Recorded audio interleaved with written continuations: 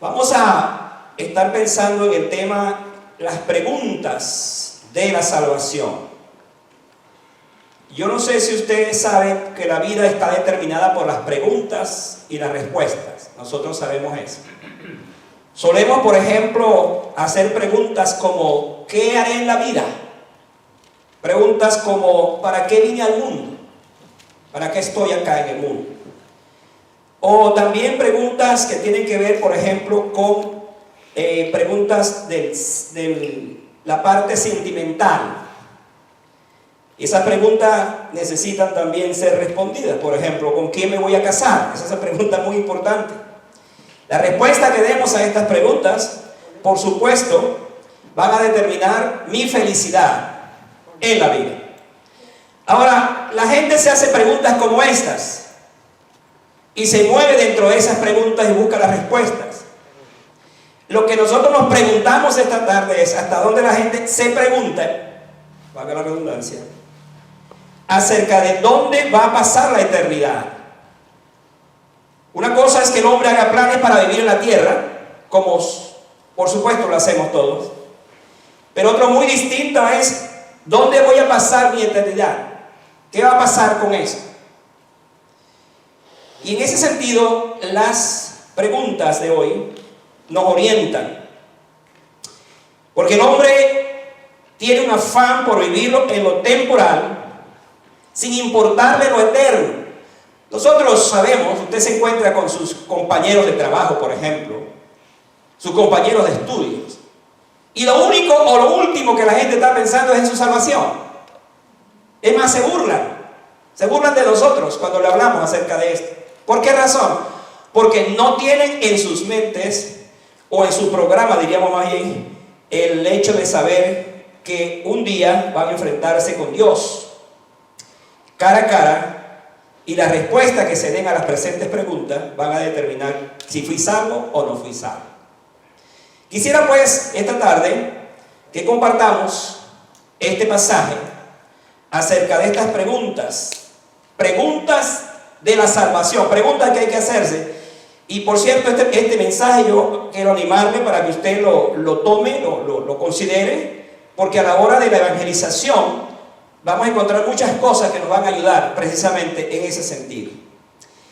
Entonces, hay una pregunta, un requisito del alma en la primera pregunta. Vayan al versículo 8 ahora, vamos a situarnos allí. ¿Cuál es el requisito? Dice, más que dice, cerca de ti está la palabra. ¿Dónde está esa palabra? En tu boca y en tu corazón. Esta es la palabra de fe que predicamos. Nosotros con el apóstol Pablo decimos amén a esto, porque también es la palabra de fe que nosotros predicamos, no hay otra palabra. Pero quiero que me sigan porque hay algunas consideraciones que voy a hacer respecto a esto de la confesión. Se ha hecho muy popular entre los cristianos y aún entre los no cristianos la confesión, pero no de pecados.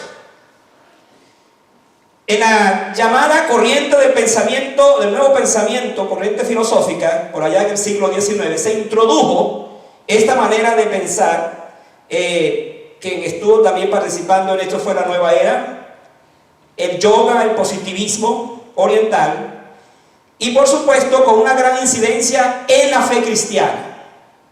De modo pues que se ha popularizado en grado extremo en el día de hoy que los creyentes utilicen palabras como estas: yo declaro, yo decreto, yo ordeno o yo confieso.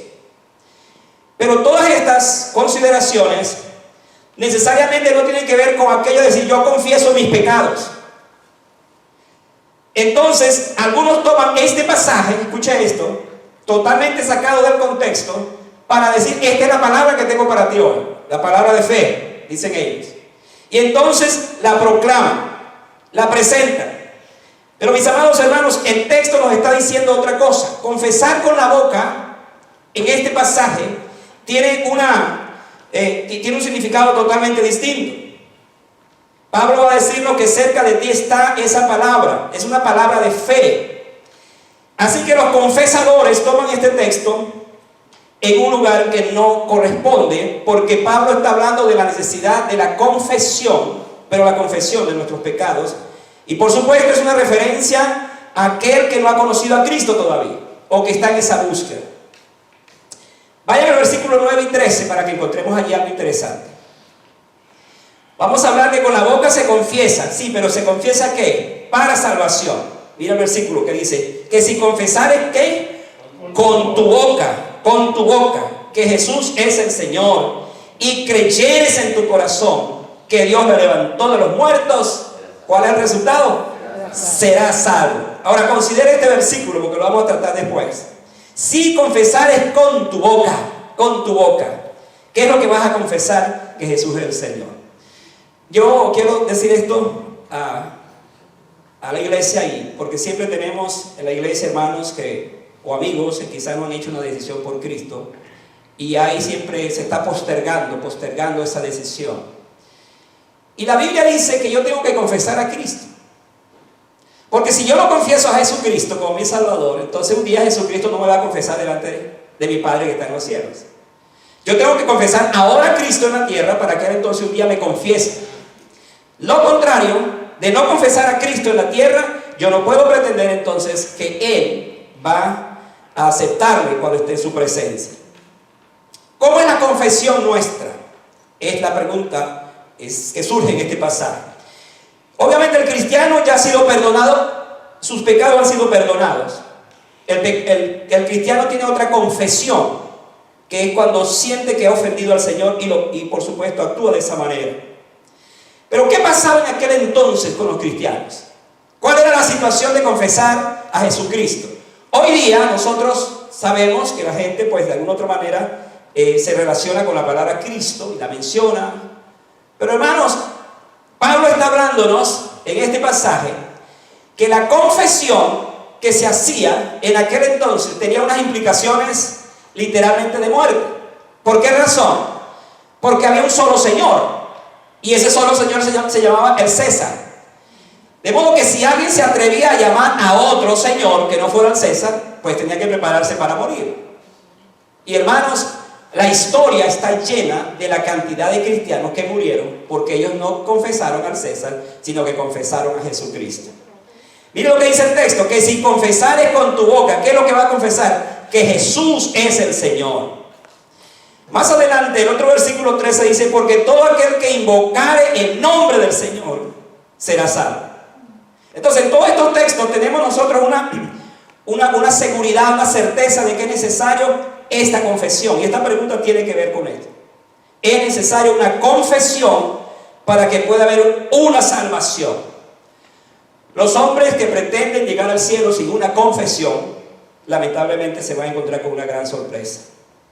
Cuando Cristo vino, la Escritura dice que algunos le reconocieron. ¿Se acuerdan de Juan 1:12? Mas a todos los que le recibieron, a los que creen en su nombre, les dio potestad de ser hechos hijos de Dios. Pero antes había dicho, a los suyos vino y los suyos no le recibieron, no le confesaron. Y hermano, el asunto de la confesión es muy importante, pero confesar a Cristo como el Salvador. Ustedes saben, por ejemplo, que los demonios confiesan y confesaron a Jesús. Cuando Jesús vino y se enfrentó a ellos dijeron, nosotros sabemos quién eres, el Cristo, el Hijo de Dios viviente. Esa es una confesión. ¿Pero era una confesión para salvación? No, era una declaración más bien de condenación. Viniste para condenarlo finalmente. Entonces, el hombre que no tiene a Cristo en su corazón debe confesar con su boca que Jesús es el Señor. Y hermanos, yo sé que estoy hablando de un tema que lo oímos y lo oímos y lo oímos y lo oímos. Pero quiero decirles lo siguiente.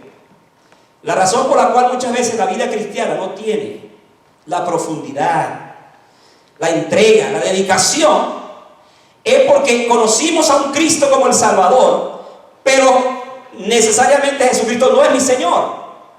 Porque cuando yo estoy hablando de que Jesucristo es mi Señor, entonces la cosa se complica, porque le estoy entregando absolutamente todas las cosas que hay en mi vida, que Él quiere que se las entregue, precisamente ¿para qué? Para que yo pueda tener una vida victoriosa todos los días. Por ejemplo, una confesión. Cuando yo oro al Señor en la mañana, debiera ser esta, Señor, hablando del Padre Celestial, decirle, Señor, yo quiero que tú seas eso en mi vida hoy. el Señor de mi vida. Confesarlo como Señor es rendirse a Él en su totalidad. Y hermanos, no es fácil, pero es la orden. Desde tiempos antiguos, la orden era confesar a Cristo como el Señor de la vida. En segundo lugar, hay una pregunta o hay una condición inevitable en la segunda pregunta. ¿Cuál es esa condición? Otra vez vayan al versículo 9. El versículo 9 del pasaje nos dice que si confesares con tu boca que Jesús es el Señor, y aquí viene la parte que quiero dejar, y creyeres en tu corazón que Dios le levantó de los muertos, ¿cuál es la consecuencia? Serás salvo. Entonces aquí tenemos que el individuo no solamente debe confesar, pues como estoy diciendo, hay gente que confiesa y habla del nombre de Jesús, pero la pregunta es si el hecho de confesarlo lo lleva a creer realmente en Jesucristo. Ahí hay una diferencia. Hay en este texto algo extraordinario. Cuando uno revisa las creencias de la gente en sus ídolos, sus santos, las vírgenes, etc., se da cuenta que hay una creencia más intelectual que otra cosa.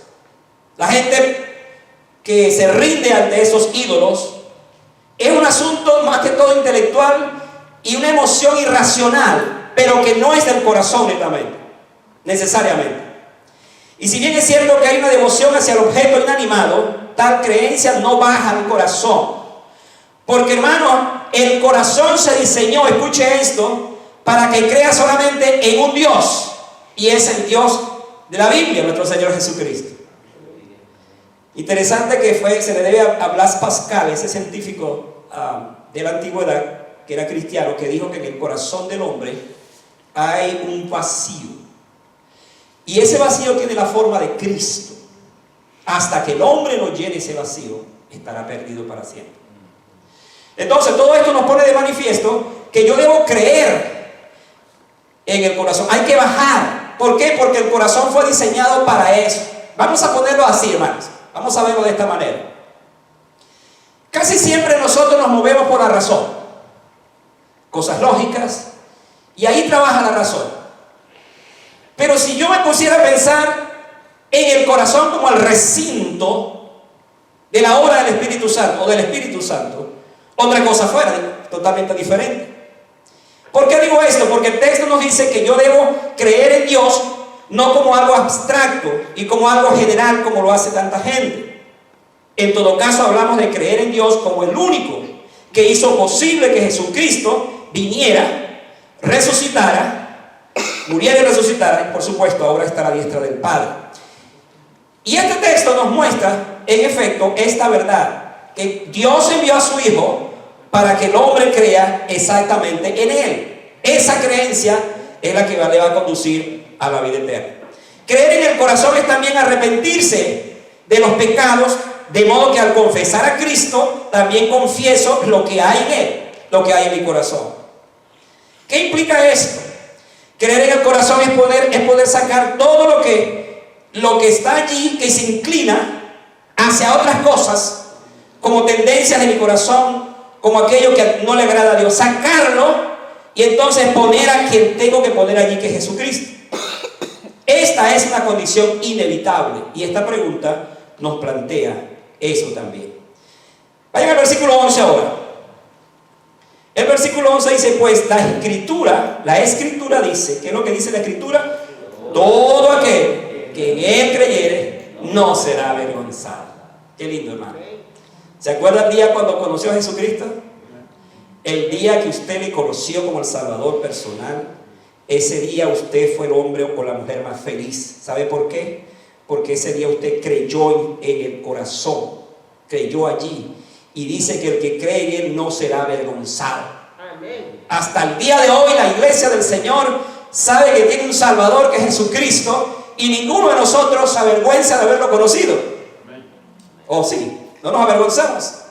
¿Por qué? Porque Jesucristo llenó nuestro corazón, llenó nuestra vida. La llenó de esperanza, la llenó de seguridad, la llenó de todas las promesas bíblicas. Sobre todo aquella que tiene que ver con el destino eterno. ¿Dónde voy a pasar la eternidad? Interesante que la profecía de este pasaje de Isaías 49, 23, porque el texto dice, pues la escritura dice, ¿qué es lo que dice la escritura? ¿Cuál escritura? La escritura de Isaías. ¿Qué dice la escritura? Reyes serán tus ayos y tus reinas tus nodrizas.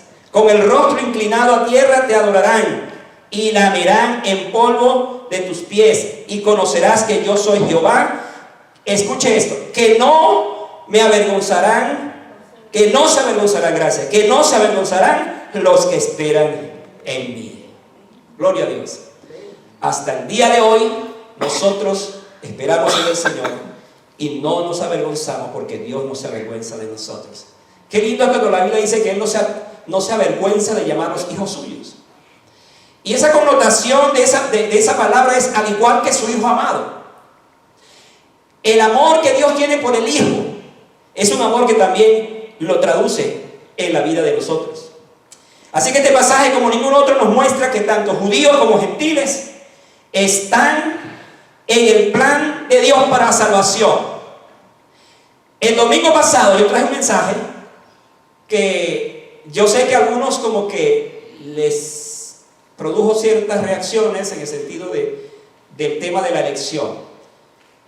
Quiero decir lo siguiente: la elección divina siempre está o estará sujetada a la obra que hizo Cristo en la cruz del Calvario. Dios no se contradice. Si bien es cierto que Él conoce quiénes van a ser salvos, los salvos vendrán a ser a través de Jesucristo, de su Hijo Jesucristo. Es por eso que un pasaje como Juan 3:16 nos manifiesta eso.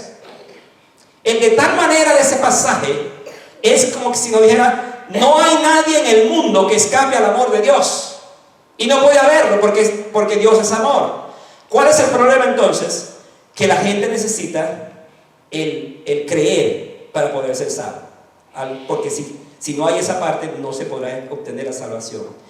No hay otra condición sino esta: la gente podrá creer en muchas cosas, pero si no cree en el Señor no habrá salvación. Este es el asunto del tema de esta palabra. Hay una condición inevitable para la salvación, y esa condición es creer. Cuando usted evangeliza, por ejemplo, cuando usted lleva la palabra del Señor y solamente le da una parte del evangelio, pero no le da esa que le estoy diciendo, hermano, esa persona escuchó algo bonito, recibió algo, pero no entendió lo que es realmente el tema de la salvación. Cuando usted y yo evangelizamos, necesitamos entender que la persona tiene que confesar. ¿Qué es lo que va a confesar con su boca? Pero también tiene que creer en el corazón. Cuando logramos esto, cuando la persona cree de esa manera en el corazón, hermano, los resultados van a ser otros totalmente.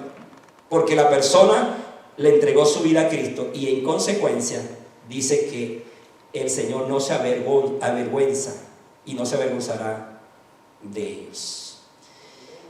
En tercer lugar, hay una paciencia en esta pregunta, la próxima. Una paciencia espera en la tercera pregunta. Vayan al versículo 14 otra vez y vean lo que dice ese versículo.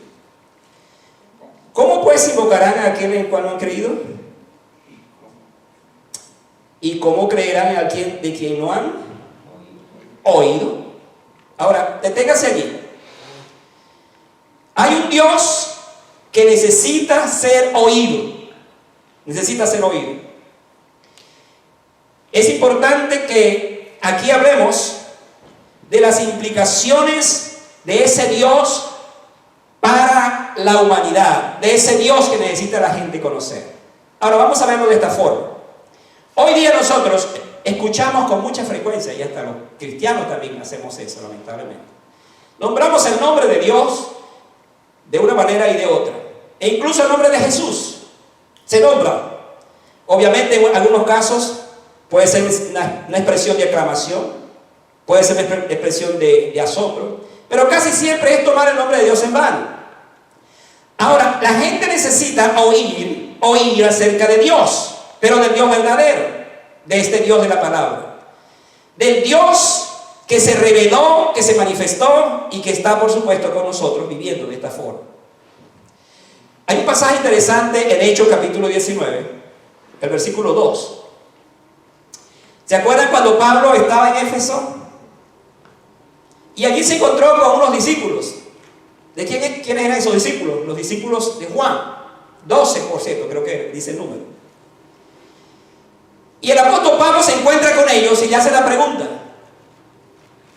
¿recibiste el Espíritu Santo cuando creíste? Es una pregunta ciertamente clave, porque yo era discípulo de Juan. ¿Cuál fue la respuesta de ellos? Ni siquiera hemos oído que hay Espíritu Santo. Si hay Espíritu Santo. Entonces, esto nos pone de manifiesto la ignorancia de la gente. La gente puede escuchar acerca de Dios, de Jesucristo, del Espíritu Santo. Pero de allí a que escuchen y reciban en efecto la salvación a través del Espíritu Santo, hay un gran margen de diferencia. Y en este sentido, la pregunta ¿cómo oirán? Sugiere una ignorancia en mucha gente.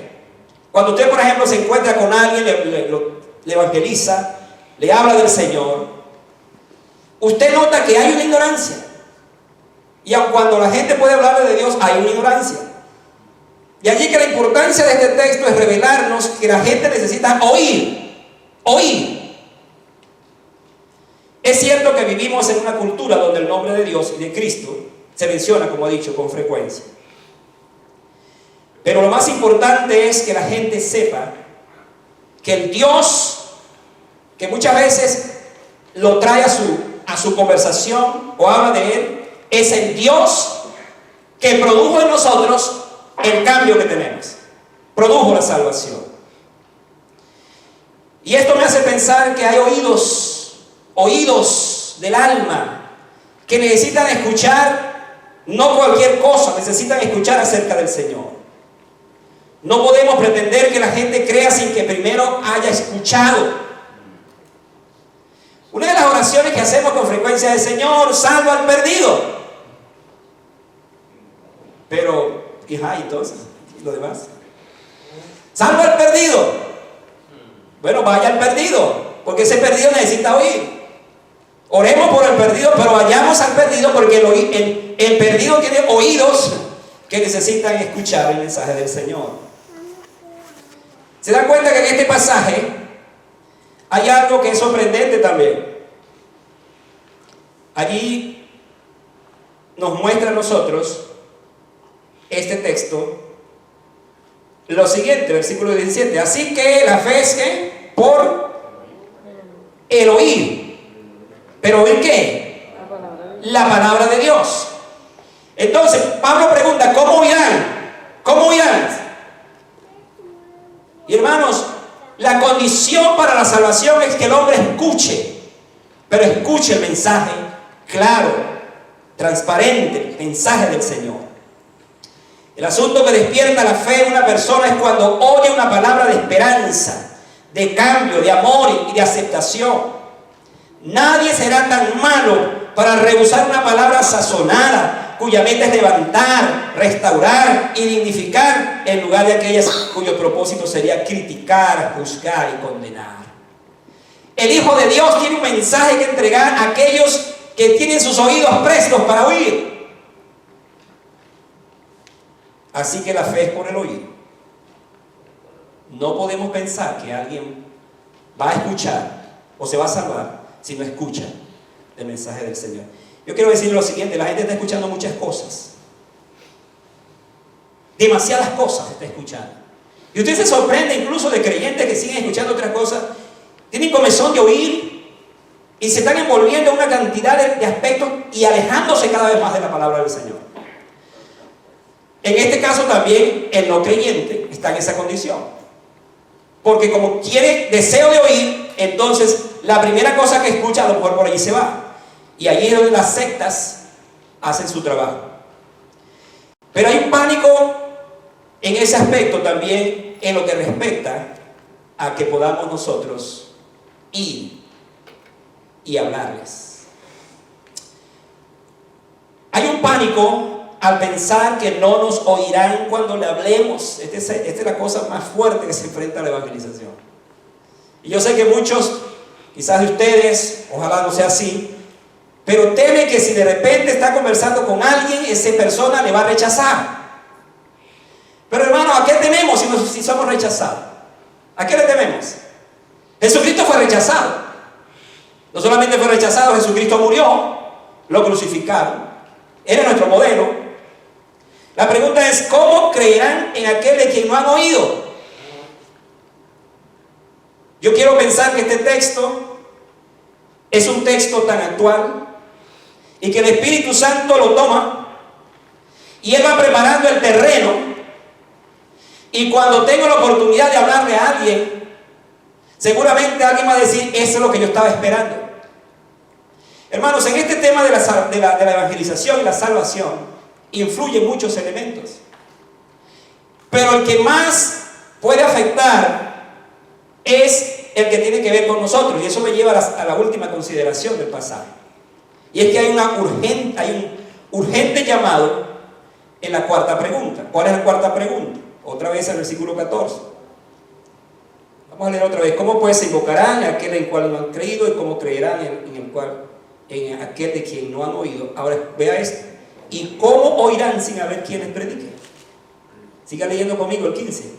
¿Y cómo predicarán si no fueren enviados? Esta es la parte nuestra. Tiene que haber alguien que les predique. Tiene que haber alguien que les lleve la palabra. Eso es lo que Pablo nos está diciendo. Frente a una pregunta como esta, tan urgente, tan desafiante, nosotros tenemos que llevar esa palabra. Y mis amados, el Evangelio no podrá llegar a los hombres a través de alguna operación sobrenatural. Somos nosotros los responsables del mensaje. La gente no sabrá del Salvador a menos que se les hable, que haya alguien que se ponga allí y les hable. Y para eso estamos nosotros. Nadie conocerá acerca del poder que tiene el Evangelio para cambiar una vida, a menos que alguien le predique, a menos que alguien le hable. Así pues, la gente necesita oír del Evangelio. ¿Cómo? De una manera verbal, que usted lo confronte, que usted le hable. Pero hay otras maneras. Por ejemplo, usted le regala a alguien un folleto con la esperanza de que esa persona lo lea. De repente un libro o algún mensaje que usted sacó y se tradujo, y usted puede entregar eso. O sea, el asunto es que nosotros tenemos tantas maneras de cómo podemos llegar a esa gente que necesita oír. Pues la pregunta es esa: ¿cómo oirán sin haber quien les predique? ¿Quién va a ir a ellos? No van a venir los ángeles a predicar. Los ángeles, un ángel predicará durante la gran tribulación, pero no aquí. Nosotros somos los responsables de predicar esa palabra, de llevar ese mensaje. Pregúntese algo. Ahora le voy a plantear la cosa más práctica. ¿Qué tanto usamos nosotros las cosas que tenemos a la mano para evangelizar? Por ejemplo, hoy día tenemos una tremenda herramienta como el Facebook o como el WhatsApp u otras más que las conocemos. Pregúntese algo. Si tuviera que poner un porcentaje a lo que usted publica en su espacio, ¿qué tanto tiene de contenido del Evangelio de Cristo? ¿Hasta dónde usted se goza en poner un mensaje, un texto, que ese texto pueda llegar precisamente a alguien que de repente comenzó a ver allí y se encontró con ese texto? Y usted, sin darse cuenta, ese texto lo llevó a una confesión, lo llevó a una confrontación y conoció al Señor. Hermanos, nosotros tenemos la responsabilidad de predicar el Evangelio en todo tiempo, de diferentes maneras. Y déjeme decirle esto: usted no necesita ser un evangelista. Usted no necesita tener el don de evangelista para evangelizar. No lo necesita tener. ¿Qué es lo que necesita usted tener? Pues que sea un testigo. ¿Qué es lo que hace un testigo? Pues que echa el cuento de lo que le pasó. ¿Qué dijo el Señor Jesucristo sobre esto? Me seréis testigos. Eso fue lo que dijo a sus discípulos. Me seréis testigos, y ubicó los lugares. De igual manera, nosotros tenemos la responsabilidad de ser testigos de lo que tenemos. De repente dice: sí, pero yo no sé cómo hacerlo. Magnífico. Si usted no sabe cómo hacerlo, pregúntenos. Pregúnteme a mí, pregunte a los consejeros, pregunte a los maestros, pregúntele, pero hagamos. cumplamos la tarea que el Señor nos ha encomendado. Que no haya en nosotros la irresponsabilidad de que alguien que estuvo tan cerca de mi lado se pierda porque no le hablé del Señor. Qué tragedia sería esto.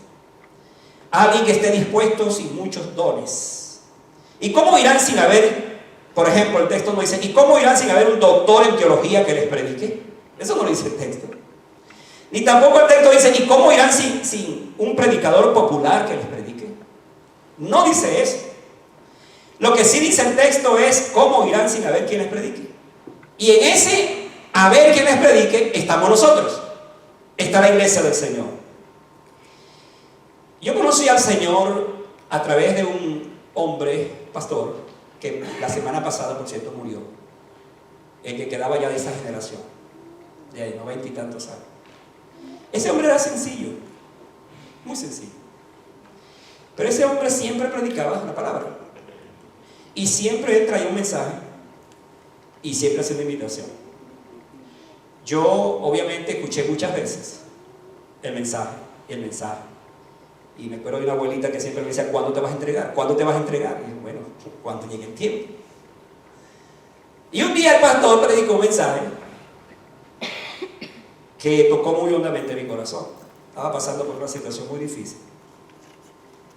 Y yo me acuerdo que esa noche, él hizo una invitación muy sencilla, como siempre era. Y le rendí mi corazón a Cristo.